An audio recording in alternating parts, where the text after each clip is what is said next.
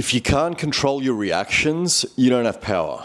You have triggers. If you need constant validation and approval, well, you don't have power. You've got dependence. If you can't read people, you don't have power. You're walking into life blind as a mouse. Most people think power means status, it means money, it means attention, or it just means control over other people. And that's just a really surface level version. The deeper version is much simpler. Power is self-control. It's social awareness. It's the ability to hold your position under pressure and have an awareness of that. So in this video, it's the top 3 facts about power. Not some bullshit alpha advice, not performance, not manipulation, just parts that actually matter to help you understand and move more socially and make better decisions personally and stop giving your power away so easily. The first fact about power is that it's social. Even if you're focused on yourself, your life still runs through people. Work runs through people. Opportunities run through people. Relationships run through people. Your own self-reflection of whether you're doing good or bad runs through people. And so does the reputation that runs through people as well. So that means power is not only about what's true to you, it's about what people see true in you, how they read you, how they're constantly reading the signals you give out. Your insecurities, are you needy? People read your emotional stability, and that's where you really start to respect yourself when you have an awareness of that. So it's where a lot of people lose power without even realizing it. They talk too much, they explain too much, they react too fast, they try really hard to please, to be liked, they chase, they overshare, and they really show people where they're weak before they've even built any real position. They wonder why they're not respected, why they're not taken seriously, and why they're not getting any responses that they actually want. I mean, presence matters here. Presence is one of the most external, visible traits of power. It's not loudness, it's not trying to dominate a room, it's not fake confidence and the way you walk into a place and all this kind of stuff, getting out of a car like a Hollywood actor. No, it's clear in how you sound. It's whether your energy looks scattered or grounded. It's whether people feel tension from you or steady, calm, stable nature of your being. People trust that and they notice it subconsciously when they're thrown off. They notice it when people look uncomfortable with a need to prove something. It's like an energy that you give off. So with that in mind, don't pretend to be colder than you are. It's just having understanding that perception has consequences out there in the world. People respond to your behavior more than intuition, more than your intention, not intuition. They have intuition over this. So you may still come across as uncertain, and that's what they pick up intuitively, because your behavior tells people that you need something from them. So social power starts with understanding that most people are always interpreting you and having an awareness of that, being able to read a room. The second fact about power, this is external power, is that power depends on understanding people.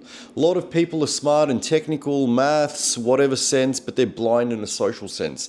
They know information, but they don't know how it moves. They've gone through life sheltered and they've accumulated things, but when they go out there into the real world, they realize that they don't have an understanding of people, and they often feel one thing or another and act in a totally different way to what they say. So if you want power, you need to understand that people aren't driven by logic and things alone. People want recognition, people want control, people want to protect their image, people want to avoid shame, people want to feel important, people react from envy, fear, pride, insecurity, resentment, attraction. This all happens energetically more often than anyone admits. So if you don't understand that, you're going to keep misreading situations and your own level of power. It's where social awareness becomes the second major external trait of power. Social awareness is that ability to read a room. It's that ability to pick up what's happening. Who feels threatened? How can I use this? Who has influence here? Who's trying too hard? Who's insecure? Who's hiding behind all that glamour? Who's hiding behind that suit? Who's performing? Who wants attention? Who wants control? Who is useful? Who drains energy? And usually just Watching this empowers you rather than you trying to copy. You see people without power, they try to copy others. And this matters in business. It matters in friendships. It matters in dating. It matters in your creative work, in leadership, in all of the ways in which we empower ourselves and which we perceive ourselves to either have or don't have power. This leads to our trust, to our timing, to whether we feel good enough, whether it's not enough. And you need awareness of this. So power grows when you stop moving through life and naively start noticing what people respond to, what they hide, and what they're trying to get. Be a psychologist. That's why I'm obsessed with this topic. Not because I want power, but because it is truly empowering. So that's a fact. So the third fact about power is that it's unstable without internal control. You can have all of this awareness, but you have to do this work. Most people skip this part because it's less visible. It's hard. It's difficult. You've got to confront stuff. It might be easy to have a mask and sound confident, but when it really comes down to it and that pressure exposes you to what's real about yourself, you've got to have some level of control over those emotions, impulses, ego, the need for validation. You've got to have that power and that comfort within yourself to be okay with yourself. So that's where the internal side of power matters more than the external side. And it's always a balance, the internal, the external. The first traits of power are self-control. Self-control means emotional regulation, being aware of this. It means not reacting to everything instantly. It's not about not reacting and being cold here.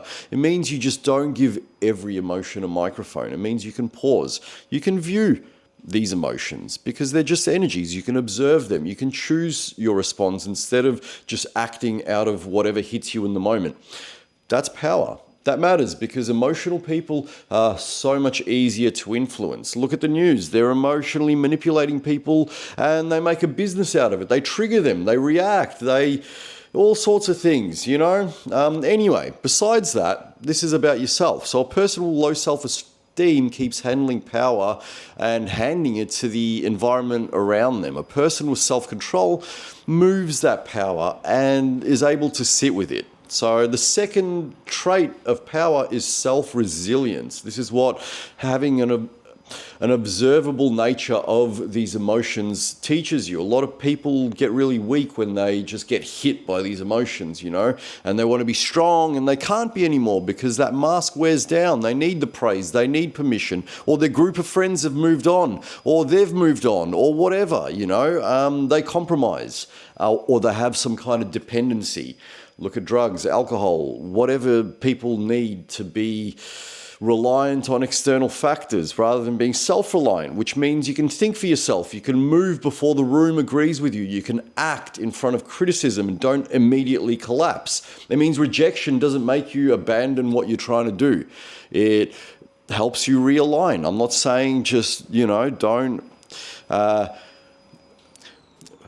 regard what the world is mirroring out there for you, but have some kind of confirmation within yourself before you give your every move externally and become unstable, Moves to the third point of that internal power, which is purpose. Purpose gives you structure to your mind, to your direction, to your energy. Without purpose, people drift. They get easily distracted. And these pillars help you see your time as not being wasted. It's the foundation of your life. So purpose doesn't have to be grand. But we all have to have a purpose and we have to decide what our purpose is. You can't have somebody else sitting there teaching you what your purpose is. Otherwise, you really, truly betray who you are and what you're building. And if you're not building anything, you're living a pretty consumer-led life. And that's okay. We're all here just doing what we're doing. All I'm saying is whether you know it or not, we are energetic beings who hold power and stability through purpose more than we do through moods and masks and ego and noise. And every person has this. Every person can stop reacting to distractions when they're harder to move off course. This is where spirituality comes in. Family, your truest expression of your life. So if we reduce this properly to the top three facts, the power about power, it's clear. Power's social. It depends partially on perception, reputation, how people read you. But more importantly, power depends on understanding of these people. It requires social awareness and a realistic view of human nature with the emotions pushed aside.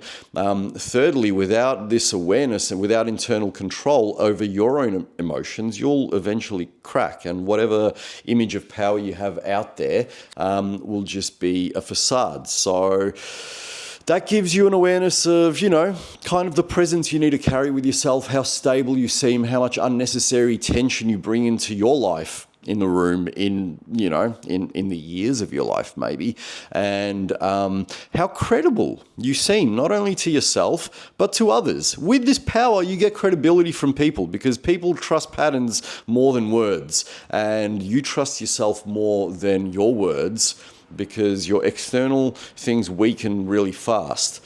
Your self-control, this is the internal power, is your self-resilience. It's your purpose. And those things together hold up the external side. People feel it, And if you're directionless without a purpose, people feel that too. You're constantly looking to somebody for answers. And, we're all in in an interconnected energetic loop. What am I saying by that? I mean, none of your thoughts are uniquely your own. We all share something called consciousness, but we need to empower ourselves through real power that's built in a slow way, through purpose, through habits, through restraint, through observation, through standards and morals and some kind of moral compass. You can decide what that is for yourself, but at least be aware of it, whether you choose to do it or not. That's power as well. And you become more of an accurate psychologist in how you read people by being aware of this stuff. People find it harder to pull you off center. So when you look at your own life, the useful questions are direct.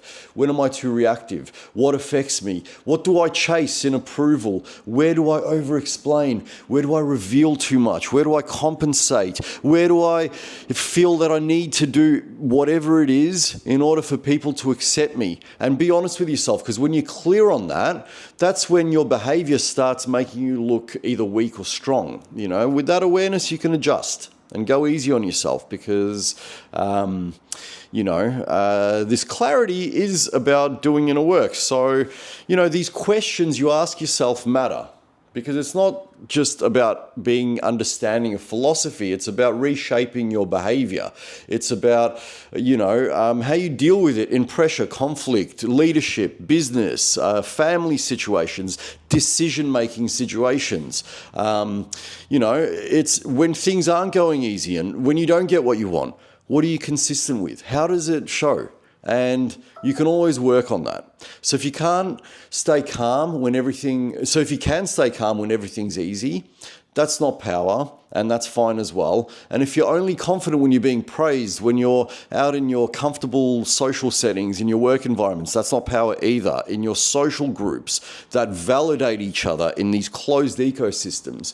I mean, look, you might feel powerful, but go out there, go into some situation where you don't feel as comfortable. Talk to some people that scare you or whatever it might be, and you'll quickly see how dominant you are or you're not in your own self-expression of yourself, how stable you are, how aware of you are, how needy you are, or you might not even go there. You might not even chase this understanding. You might be careless about it. So anyway, the point of this is not to become cold or manipulative or the most powerful in the room. It's not to become harder to destabilize or more socially awkward, more socially successful, less socially awkward, or being the best in the room or whatever, because all those things come and go. We all have a limited time here on the world. Nobody's going to be the strongest. Nobody's going to be the most attractive. Nobody's going to have whatever. All you have is the real power inside you, and what that looks like in practice, in the evolution of your life, how you control and handle yourself, how you understand people, how you build your own credibility of yourself through your consistent action because you've taken those decisions, because you don't rely heavily on validation, on brands, on items, on things, You stop living in this reaction mode and, start creating your life. So if I had to close this on one clean point, it'd be this. Power is not just the ability to influence other people. Power is the ability to stay clear, to stay steady and effective in a world that's full of pressure, that's ever-changing, that's full of emotion, that's full of distraction, that's full of wars, that's full of attraction, that's full of all types of things that we can look at as games, social games. And you can learn to play this game of life better and build that first. That's real power. Everything else sits on top of it. So I hope this has been helpful, and check out the other videos.